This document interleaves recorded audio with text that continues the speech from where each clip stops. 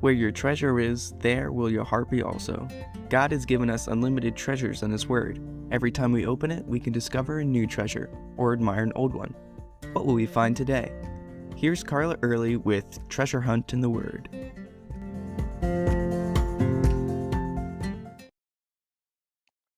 When my son was little, he had nightmares about not being able to find his mama.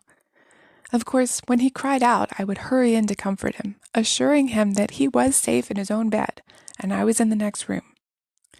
The reason he had those nightmares, I'm sure, was because of his tendency to wander off.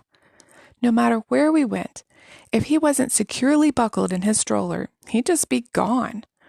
It was all I could do to keep up with that child. Once he disappeared, I had trouble finding him, especially at stores because he was so small. The Christmas he was 2, we wore jingle bells around our necks. I realized that was the miracle I'd been looking for. I could hear him as he wandered off and either call him back or go find him easily. Needless to say, his jingle bell did not get packed away with the other Christmas stuff in January. He wore that thing until I had him trained to stick close. Throughout the Bible, God continually pursued His people to bring them back into relationship with Him. Through the book of Judges, the people would wander away from God. He would send another group of people to oppress them, and then they'd cry out to Him and He'd bring them back and rescue them. The best picture of this comes from the book of Hosea, where God instructs His prophet to marry a promiscuous woman. Now, in the law, it says to stone a promiscuous woman, but God's grace said to marry her, love her, and when she strayed, buy her back, just as the Lord had done and would continue to do for His people. This picture of wandering or straying isn't just of getting distracted or drifting like in an inner tube down a river. It's a choice of rebellion, choosing other things over God. Now, to us, it may seem like getting distracted or drifting because it can happen pretty gradually. One little decision after another, and it all adds up. Choosing to sleep in instead of spending time with the Lord in the morning. Choosing to skip church to attend a sporting event. Ignoring that still small voice that reminds you to pray. All those little choices add up, and before you know it, you've drifted away. Most of the time, my son didn't mean to wander off, but he'd see something interesting, and he'd go toward it instead of staying close like I'd told him to. And suddenly, he'd realize he'd lost me. Paul felt this propensity to wander. In Romans 7:19 and 20, he says, "For the good I want to do, I don't do. But the evil I don't want to do, I do. If I do what I don't want to do, it's no longer me doing it, but the sin that dwells in me." James says we're drawn away by our own desires. The writer of the hymn, "Come Thou Fount of Every Blessing," knew his heart was prone to wander.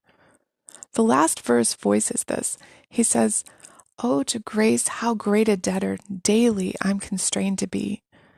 Let Thy grace, Lord, like a fetter, bind my wandering heart to Thee." Prone to wander, Lord, I feel it. Prone to leave the God I love. They say this line was prophetic in the life of the writer of this hymn, Robert Robinson. He wrote it when he was 23 years old and later was drawn away from the faith. He knew his heart was prone to wander. The psalmist saw the danger of this inside him as well. He declared, "With my whole heart I have sought you. Oh, let me not wander from your commandments." But he had a safeguard to help him not wander. He said in the next verse, "Your word have I hidden in my heart, that I might not sin against you." Are you prone to wander? I know I am.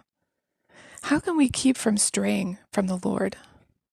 Those verses hidden in our heart can really help, but we need to intentionally check our trajectory. On May 9th, my spiritual birthday, the day I received Christ back in 1984, each year I make a point to review my progress. Have I grown closer or farther away from the Lord? How have I changed in the past year? And are those changes good? Where do I need to get back on track? I try to do this more often, but I definitely do it each May 9th. Maybe today would be a good day for you to evaluate your spiritual progress. You can contact us at treasurehuntintheword@gmail.com. We'd love to hear the treasures God has given you through His Word. You can listen to other episodes at our website, which you can find in the description below. Thanks for listening, and remember, where your treasure is, there will your heart be also.